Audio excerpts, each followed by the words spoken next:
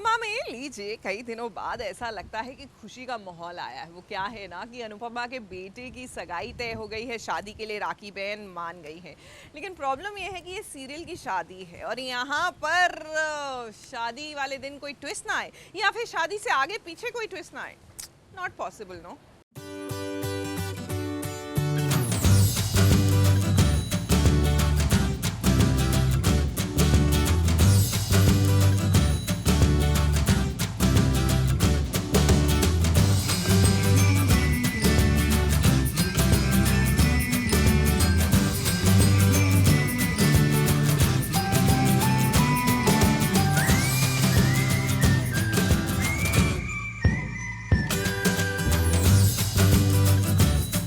अनुपमा के घर हो रहा है जश्न।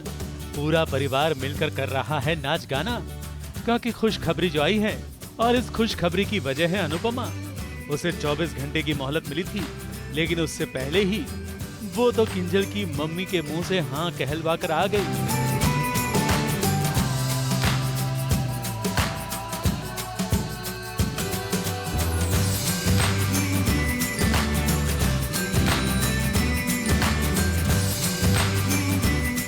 अब जब फाइनली जाके मम्मी उन्हें मना आती है और ये शादी पक्की हो जाती है तो भाई की खुशी का तो ठिकाना नहीं है। ऑब्वियसली भाई तो बहुत ज़्यादा खुश है। इनफैक्ट पूरी फैमिली जो इतना सब लो चला गया था, पूरी फैमिली लो चली गई थी। सब लोग भाई के साथ उदास बैठे रहते थे।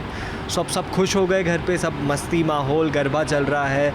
तो बस आगे वी आर जस्ट वेटिंग कि एंगेजमेंट हो, शादी हो। सो वो शादी और एंगेजमेंट का आपको सेशन सीजन्स देखने मिलेंगे। इससे पहले पारितोष चिंता में था, अपनी माँ के आने का इंतजार कर रहा था और वहीं समर को एक मैसेज भी आया तो वो भी चिंता करने लगा। मगर फिर समर और नंदिनी ने पहन लिए पारितोष और किंजल के मुखौटे और शादी का ड्रामा करने लगे। पारितोष को खुश करने की कोशिश करने लगे और वहीं अनुपमा, वनराज और काव्या आए और पारितोष को दे दी खुशखबरी और इसी के साथ घर पर छा गई खुशी। इस पूरे सेलिब्रेशन में सब खुश हैं सिवाय की काव्या।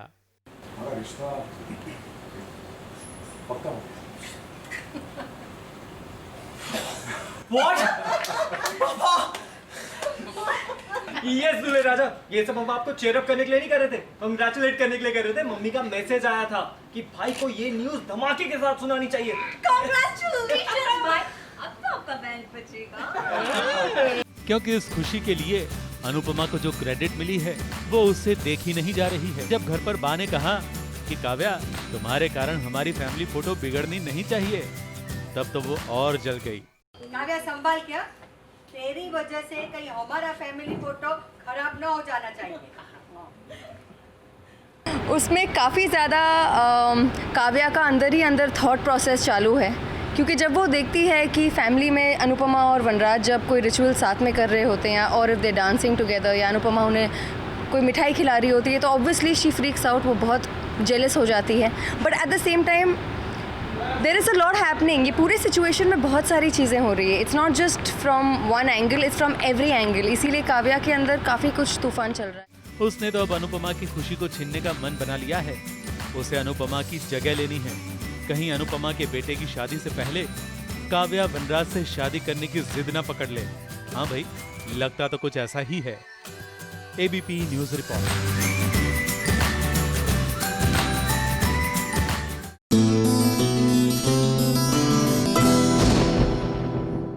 ये है एबीपी न्यूज, आपको रखे आगे।